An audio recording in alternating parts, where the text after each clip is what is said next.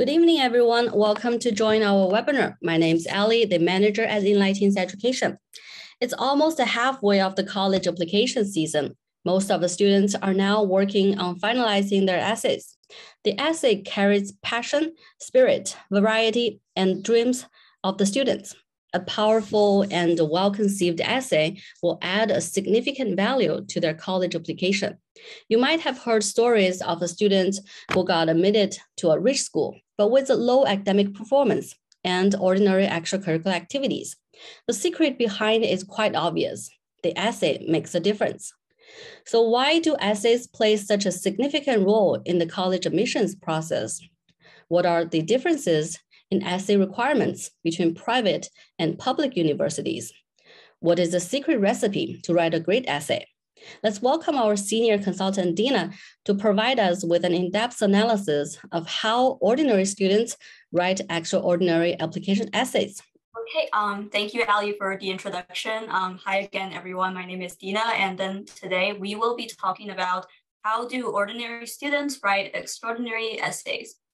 So really briefly, here is our agenda for today. It's roughly broken down into 4 parts. The first part is going to be about the role of essays in college admissions. We will go over, what is the relationship between the personal statement and the other essays with the rest of your application. And then for the second part, we will be covering similar or differences between essay prompts, essay requirements from private colleges to public universities. And then for the third part, we will be covering some very interesting prompts, those that are less conventional, offering some tips and suggestions about how to deal with these unconventional prompts. And then lastly, we will be covering our topic for today, which is how do ordinary students write extraordinary essays. And so without further ado, we will go into our first part, which is the role of essays in college admissions. Those of you who are more, who have attended our webinars before, or who are more familiar with college admission process in general, may be more familiar with the term holistic review. So this term refers to how college admissions, when they read a student's application, they take into account all of these factors. They don't just look at, for example, your GPA or your test score or just your extracurriculars. It's overall like a really comprehensive evaluation of your accomplishments and your experiences throughout high school. What you're looking at on our slide right now, this is our breakdown of the different factors that admission officers evaluate when they read a student's application. And overall, you can see that there are, factors that are labeled beyond the student's control. So the objective factors, which are, if you just take a quick look over here, your religion, your geographic location, whether you're a first-generation college student, etc. So those are things that are, more or less not exactly decided by the student himself or herself. And then there is the hybrid area, which we have labeled as talent and ability. And then we have all of the factors that are under the student's control, so that are under the effect of either planning or the student's effort. So these factors, they are your GPA, your standard your test scores, your application essay and your extracurriculars and your recommendation and all of that. So these are the factors that a student can work on their own to either improve or to make sure that they are up to their own standards over the course of time. And the reason why I want to start today's presentation with this slide is that there are a lot of myths around college application essays. So if we just look at this chart over here, the myth basically is that either students, they generally think of application essays as something that takes up, as you can see, a lot of weight in your application, but really compared to the other factors like your GPA, which takes a long time to maintain at a really good level, or things like your extracurriculars, which is a really big and long-term time commitment. So compared to those factors, people tend to think of the application essay as something that you don't really need to spend that much time on, but really takes up a lot of weight in your application. following that myth, sometimes we see that some students, they assume that the application essay is not something that you need to work on, like your GPA or your test or your extracurriculars or your leadership. And, they assume that one day, they're hit by magical lightning of inspiration, and then they will be able to write a perfect essay. It's like a light bulb moment. So I really want to bring up that myth today, because during our seminar today, we'll break the myth, and we will give you a much more accurate understanding of the role of application essays and how to write a good one for your application. For this slide, we really get to close up on how different types of universities weigh college applications in their review process. So now we are looking at the levels of importance of all of these factors that are brought up in holistic review process from UCLA. So if you see on this slide over here, among the factors that are categorized as very important, we have the rigor of your curriculum, your class rank, your GPA, your test scores, all of that. So these are all under academic. We can see that application essays is still the biggest factor that are less objective in your application. So that's for UCLA. And compared to what we're seeing at UCLA, let's take a closer look at Stanford, which is a private university, compared to UCLA, which is a public institution. Stanford has less, you can see just based on the chart, Stanford has a lot of less in-between factors.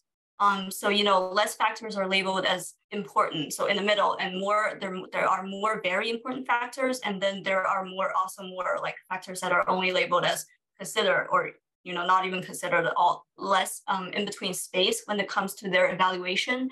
And as you can see, the application essay is still among like the first few very important factors. We can sort of get the sense that private universities, they are looking at more of the personal factors.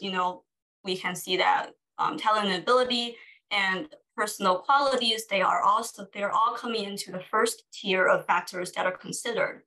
And I want to bring that up because those are important, not just because they have a more personal character to them, but because they matter to the application essay. We understand that, you fill in a lot of information on your application forms, you fill in your classes, your extracurricular activities, but those two factors, in addition to the essay, those two factors, so character and personal qualities, and then talent or ability, there is really no better way to gauge that from the rest of your application than from your application essay. So when we say that application essays play a really big role in the overall application profile, we're really not just referring to that one factor on this chart. We're also referring to the other ones that admission officers may read into from your application essay, like, for example, here, talent or ability. So if you are a really good writer, or if you write about like your creative experiences or your leadership, that all counts into your talent or ability. And then more importantly, personal character or personal qualities, there's really no better way for you to show them that except in the application essay. So that's why when we refer to these factors, they're not really existing separately, on their own. They're really intertwined with each other. And that's why when we talk about holistic review, it's really much more complicated process than just everything that we're seeing on this chart. Similar things are going on here with Amherst College, which is a liberal arts college.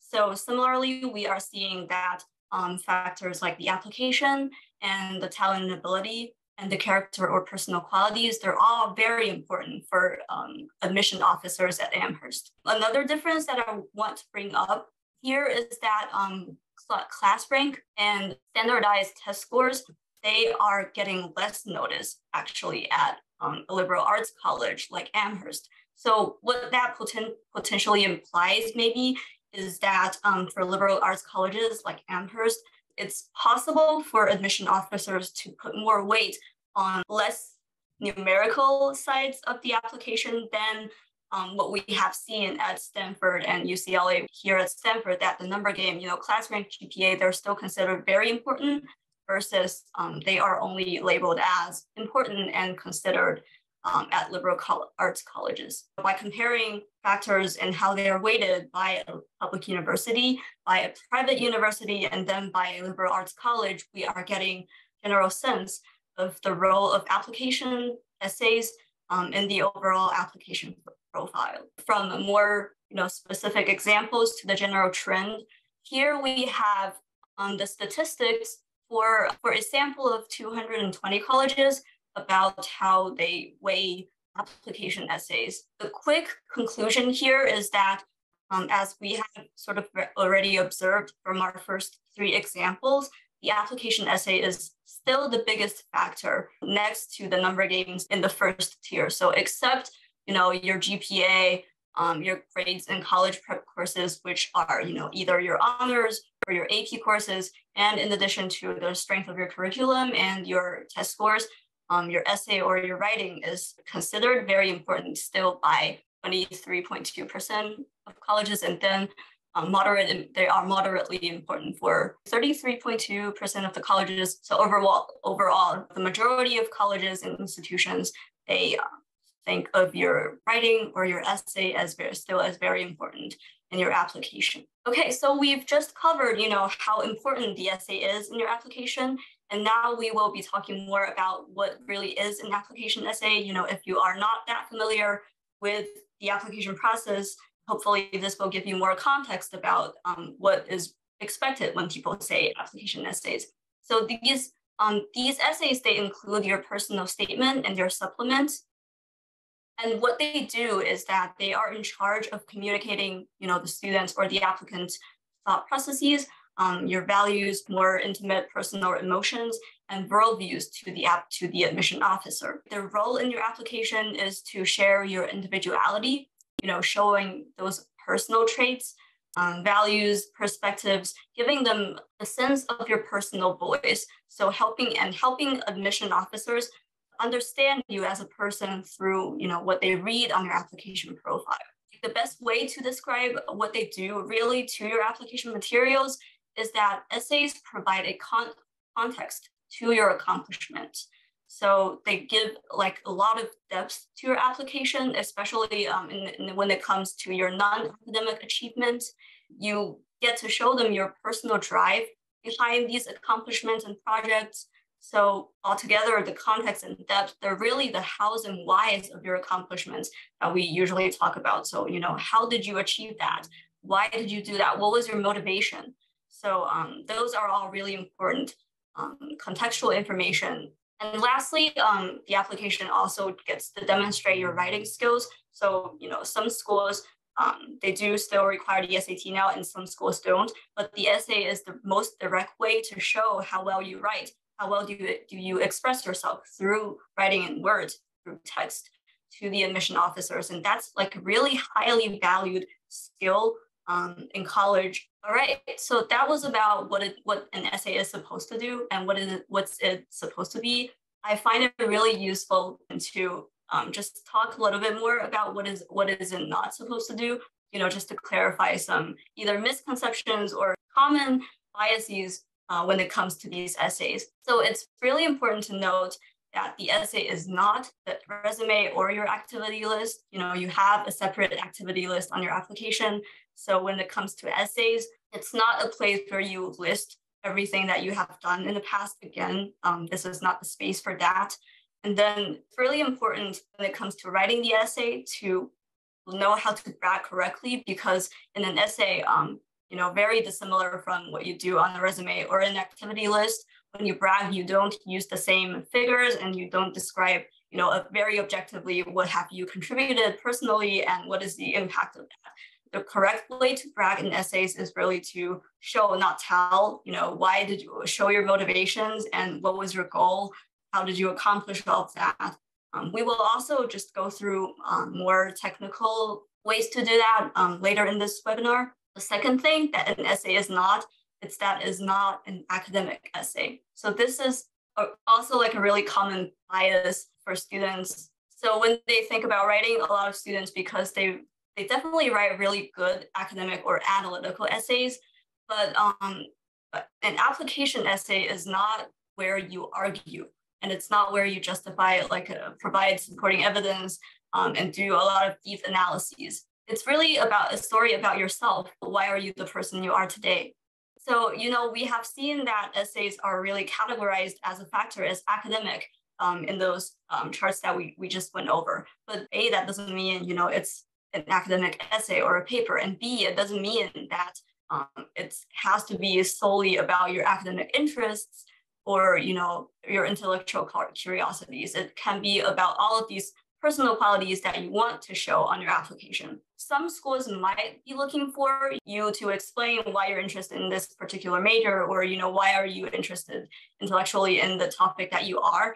But I just want to mention here that, the application essay, just because it's labeled as academic doesn't mean its subject has to be academic too, right? And then lastly, for the writers in this room, for those who are listening right now, the application essay is not a literary work or a piece of creative writing.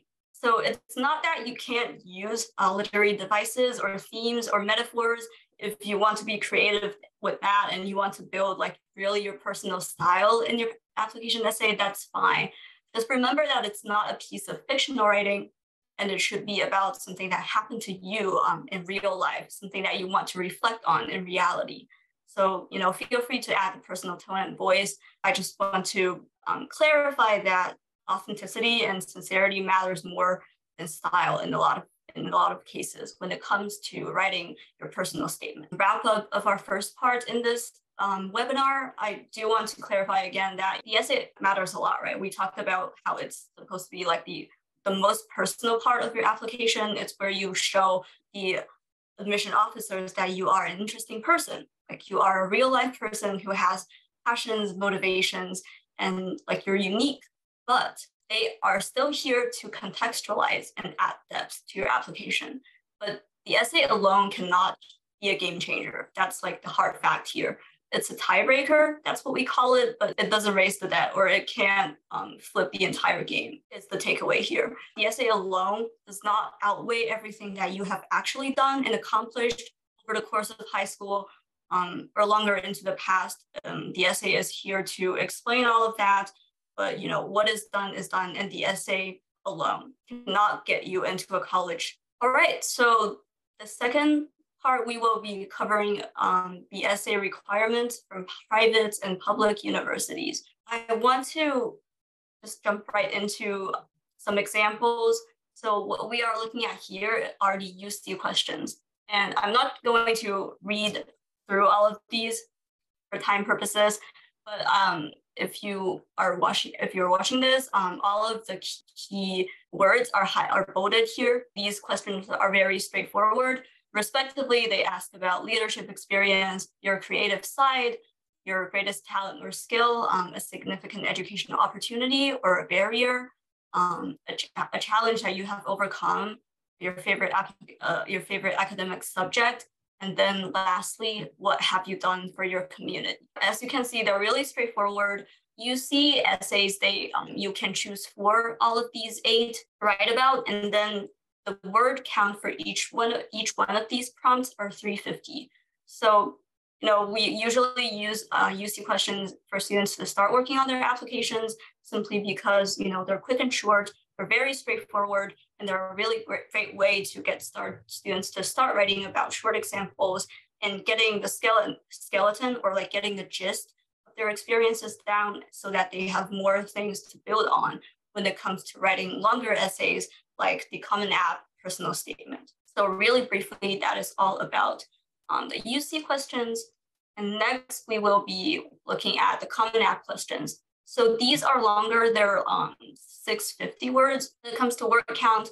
And again, we will not read all of these, of course, but the keywords are again bolded. So the first one asks about personal background, identity, interest, or talent. Second one is about obstacles. The third one, have you ever questioned a challenge or a belief or idea? The fourth is about gratitude. This is a relatively new one compared to the others. It was added when COVID hit and Common App wanted to give students more space to talk about what they're thankful for. And then the fifth one is about an accomplishment, event, or realization. The sixth one about topic, idea, or concept that you find so engaging. So basically, what are you most passionate about and why? How has it changed you or influenced you? And then the last one is the most flexible one. So you can choose to write on basically whatever you want to write about. For this one, and I want to bring our attention to how the Common App questions are slightly different from the UC questions because they do resemble each other a lot. You know, they both ask about challenges, obstacles, you know, greatest talent or skill, something that you are passionate about, your favorite subjects. The subtle differences here is that you can see that the Common App questions gives a little bit more flexibility for you to share your more intellectual reflections.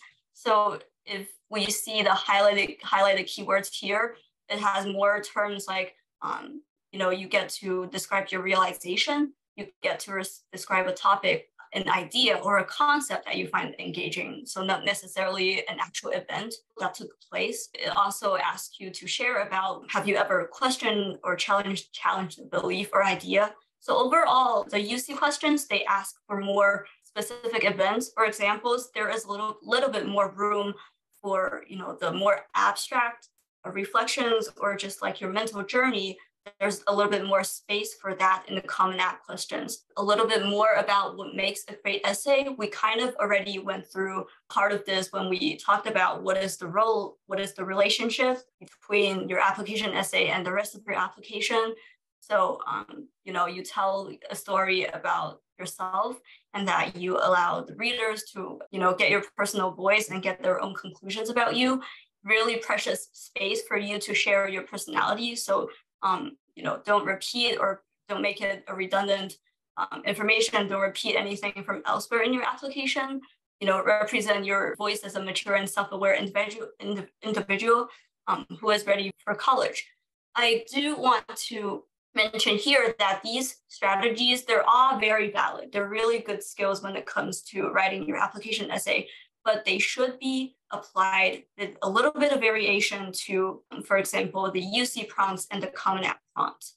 So you already see that, you know, first of all, the UC prompt, there are 350 words per prompt, and you get to write 4 of them, versus for the Common App essays, it's one longer essay, and you only choose one of the prompts to respond to. So already you see that these prompts, when you work on them, they have very different structures.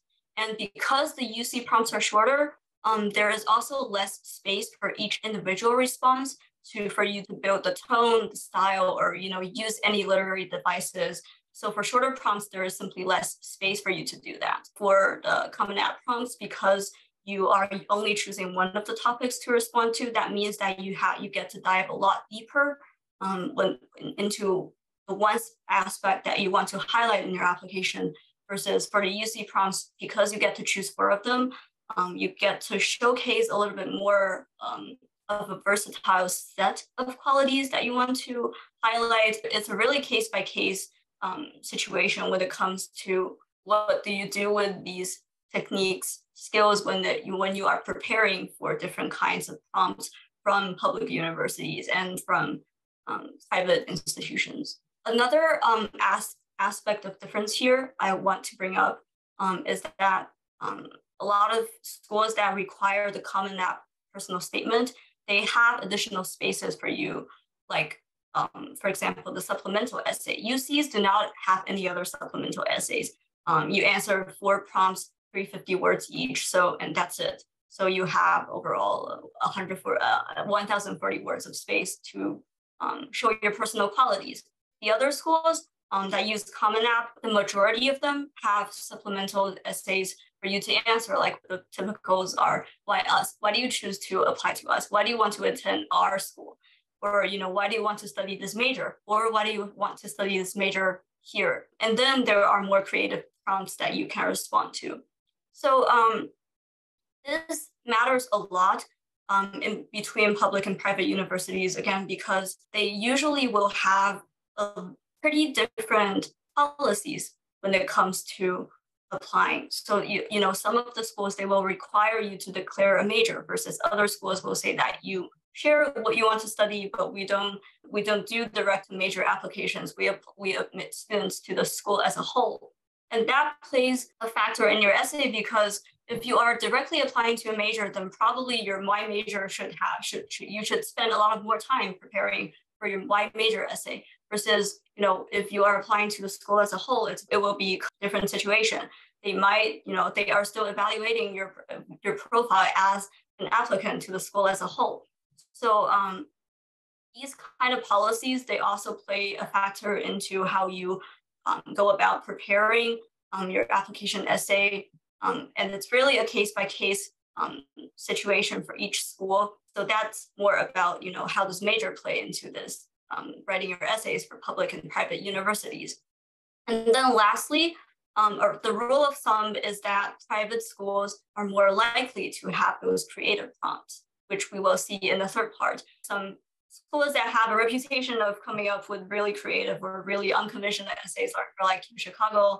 I'm sure if you have already looked up the weirdest prompt that you have to write for a college essay, UChicago is probably among the first few of them. We will go into more about answering unconventional essay prompts right now. Really quickly look at some of the weirdest application questions that we have seen. UChicago is definitely up there. This one is about coining your own word using parts from any language, tell us its meaning, and describe how it would be most appropriately used. What advice would a wisdom tooth have? And then Princeton has a really cool one. Some students really like this prompt. What song represents the soundtrack of your life at this moment? The next one is from Yale. You are teaching a new Yale course. What is it called? The last one is the cutest, in my personal opinion. Which Ben & Jerry's ice cream flavor, real or imagined, best describes you? So really briefly, those are some of the unconventional, you know, essay prompts that we have seen in the past. I'm sure a lot of people are trying to come up with like more imaginative ones in the future. I want to say here that I think the best way to deal with unconventional prompts is to know where they're coming from. They all look really strange, and it's really hard to judge or gauge what they are really trying to ask. So, and that's why I think it's really important for students to understand, like, what are colleges really asking, or like, what are they really trying to see when they ask these, off the first glance, very weird questions. I think it's very useful here for us to take a closer look at prompts from UChicago. So these are some additional prompts from UChicago. We saw the wisdom tooth one. And then the second one, you are on an expedition to found a colony on Mars. How do you share with the Martians that humanity is worth their time? Next one, UChicago has been affiliated with over 90 Nobel laureates, but why should economics, physics, and peace get all of the glory? You are tasked with creating a new category for the Nobel Prize. Explain what it would be, why you choose your specific category, and the criteria necessary to achieve the accomplishment. You can see that there are fine prints behind each of them that says inspired by, for example, this one, inspired by Melody Diaz, class of 2025. The second one, inspired by Alexander Hastings, class of 2023. So what these fine prints mean is that these prompts, they come from students who are admitted to UChicago or UChicago alumni. So what UChicago actually chose to do is that every year they reach out to their newly admitted students or their alumni, and they survey everyone for new creative prompts to ask for the next application cycle. As you can see from like the attributions from the previous page, these questions are inspired by submissions from UChicago students and alumni. So what does this mean? These processes, they mean that by asking these weird or like unconventional essay prompts, what the school is trying to do is really to see if an applicant has connections or has ways of forming an interesting discussion with the existing student body at UChicago. So it's really more about sharing the personal side and, you know, deciding whether your personal qualities or, you know, you are able to connect virtually with the existing student body at UChicago. That's where these questions are coming from. So I think based on that observation, it should be a lot easier for those of you who are looking at these very unconventional essay prompts, or like, what am I supposed to be talking about in these prompts? Who am I even talking to? Like, who even asked these kinds of questions? If you are seeing yourself talking to your future peers at a dream school, that would be like a way of answering these. And then some more specific tips for answering these prompts based on our observation just now. The key really is to focus less on the prompt and how weird it is, and focus on thinking about how to make it about you. So starting from yourself, what is a unique quality that you want to show about you? Instead of saying, how do I perfectly answer this prompt? The topic is always yourself, starting from deciding what to write, what content to write about based on yourself, and then gradually making your connections to the prompt is a really good way to begin preparing writing for these prompts. Apparently, think outside the box because the question is outside the box. Approach these questions with all of your creativity, and don't be pressured or stressed by any kinds of assumed expectations, like, oh, what kind of person are they trying to see, or what kind of students do they like? Those expectations are not going to be helping you here. Make sure that you are writing something that's important to you. So don't go online and write about, so for example, for the prompt about Mars, right? Don't go online and Google something like, what happens on Mars if I want to build a colony there? That's not really about you. And if you're not writing something that's important to you, then that means that you're not using the space of the application wisely. For you to create a unique answer to that, you should really be reflecting on what are your priorities instead of searching, a really perfect, well-rounded, and, logically consistent answer for these questions. That's not what this is about. And then lastly, if you would like to show something really special about yourself, or maybe you don't already have the knowledge or the scope that you need for these questions, you can also just show your thirst for knowledge for, finding your own ways to answer these questions. So maybe you looked into something else, or you looked into how exactly to answer these questions from your particular way. Maybe you saw a question and you're like, oh, I wonder if we can do this. And then you look into that. Doesn't mean that you're getting answers from anywhere else, because you are still choosing your own angle, but being really well versed in a topic or a particular perspective that you chose. That's also a big plus that you can show in your application essays. And lastly, I think this is a really big tip for those of you who see yourselves as really creative, really capable of thinking outside the box. So UChicago clarified that these prompts, they can be approached with seriousness or a complete fancy or something in between. So we shared a lot about how to make the essay about your personal experiences. The other way to go about this mission is to make it about your imagination. Write an essay that's not about something that happened in the past, but about something that you are capable of creating, your innovative thinking abilities. So if you are still using the prompt about building a colony on Mars as an example, maybe you have a complete new proposal on your own.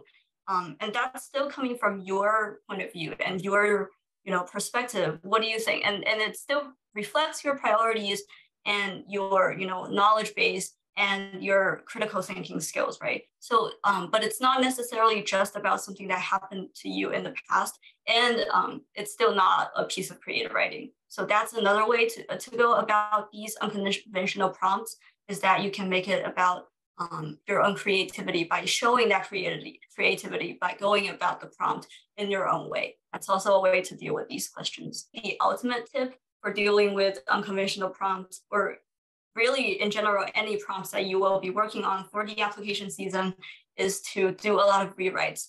So we all know here that the secret to getting better at anything, really, any skill, technical like programming or just playing a sport, the secret to getting better at everything is to practice, practice, and practice.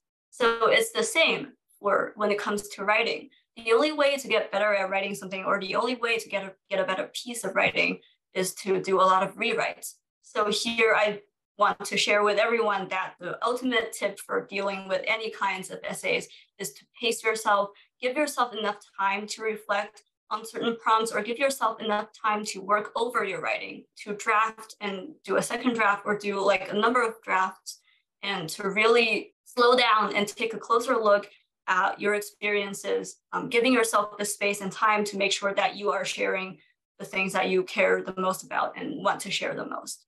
That's really the ultimate tip when it comes to writing application essays. All right, so we are finally coming to the topic of the day, which is how do ordinary students write extraordinary essays? And I want to start with an example because I find myself coming to this example a lot, and I think it's a really good way to help me think about how to help students write their best essays. So I'm going to briefly summarize what is happening in this essay here. So basically this student, he or she doesn't consider him or herself as like a very artistic person. But one day he or she was given this mission to paint a vase. The student, she's very shocked, didn't know what to do. And they talk about how to properly do this, that you don't really need the talent or the artistic qualities to be creative. So that's roughly what was happening, the context of what is happening here. The first quote is from this advisor who wanted to teach this student about how to be a creative and observant person, even though you might not have all of the artistic skills. What are you doing? Don't you see the details? And then there are some more descriptions about coloring, how to observe the reality. There's orange from the wall and light brown from the floor. There's even dark green from that paint box over there. You have to look at the whole picture. And then the student returned and gazed emptily, very confused because he doesn't know where to look when it comes to observing the reality. This quote over here is what I find the most inspiring sentence in this essay.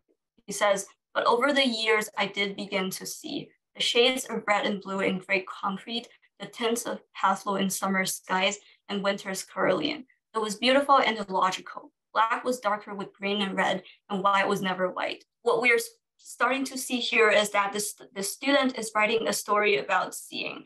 And it's about seeing the little things, the details, how he began to see and appreciate the finer, like smaller things in life that used to be taken for granted. Like for the student, black used to be black. And, there's no other color in shades, and there's no other color when like yellow is yellow, orange is orange, and all of that. But so he is really narrating, taking the smaller steps to narrate what he begins to see with variation, and he's beginning to see the finer details, and there is like this new appreciation for ordinary daily life. Of course, like we said, different prompts require different structures, and because this is a Common App essay, so a lot of these appreciations and presentation of this realization, it's done through very fine writing, and it's got a lot of style in this essay. It doesn't really strictly apply to all of the other prompts, and I'm not trying to say that everyone should be writing an essay about every student who thinks they're ordinary should write about something that they see in ordinary life. But I do think that this is very inspiring for us, because this whole essay is about seeing the extraordinary in the ordinary, capturing the details, the everyday. And the key to writing an extraordinary essay, really, I think for every student, is to not be too quick to judge or to dismiss yourself as ordinary. So really rethink the ordinary here. Like when you think of something as ordinary, is it really ordinary? Is it really as simple as you thought? Or maybe are you overgeneralizing or oversimplifying something by just labeling it as normal or everyday? For ordinary students, or for students who think they're ordinary, the way you write an extraordinary essay is, don't be quick to say, oh, I'm ordinary, or my experiences are ordinary. And don't rush yourself into trying to pretend that like I'm special in your essays. If you're like, oh, I don't have the leadership or I don't have the sports, don't just assume that those are extraordinary or special, right? There are things that are special about you and your everyday life. And I do genuinely believe that, you shouldn't be too quick to dismiss or deny your own authentic experiences, because those experiences that you think are ordinary they have a humane side, and they are authentic, and they will help you write your extraordinary essay. And how we help our students do that is we spend a lot of time in the beginning to brainstorm the topics that students find most important to them. And we spend a lot of time talking to them, gauging a sense of what is the student most passionate about, what are their priorities, what are they most engaged about. And that's where we spend a lot of time and flexibility. We don't try to force students to write about academics or sports or leadership, right? We really want to find the students to find something that's really customized to them, to their application profile, and to themselves that they're excited to write about. What we're proudest, in addition to all of that, is our strength, as a team when it comes to helping students with their essays.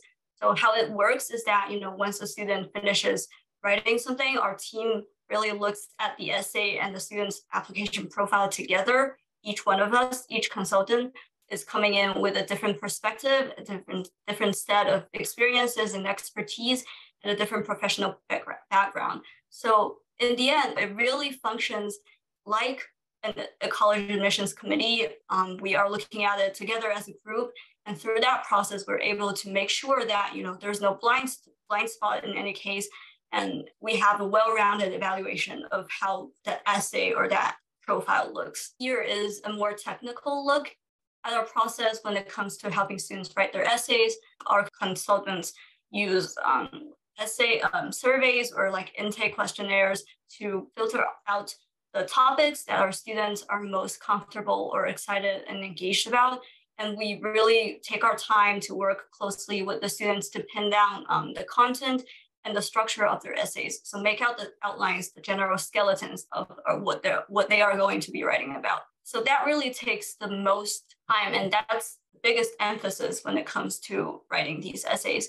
Language and proofing, contrary to some common assumptions or impressions, they're really the final touches when it comes to writing an essay. So the topic, the content, and the structure is where we spend most of the time, because choosing the right topic, that's really the key to deciding whether an essay fits in really well with the rest of your application. And there's really no shortcut when it comes to deciding what these should be. When we work with students individually, we really spend a lot of time talking to our students, trying to understand their experiences, and trying to understand them beyond their transcripts, their test scores, and all of that, and really just trying to build a connection with them so that we can help them write their best essay that shows their best qualities on their final applications. That is all I'm going to be sharing about writing an extraordinary application essay today. And I will lead back to Ali. Well, thank you, Dina, for sharing today. I think that's all the questions for tonight.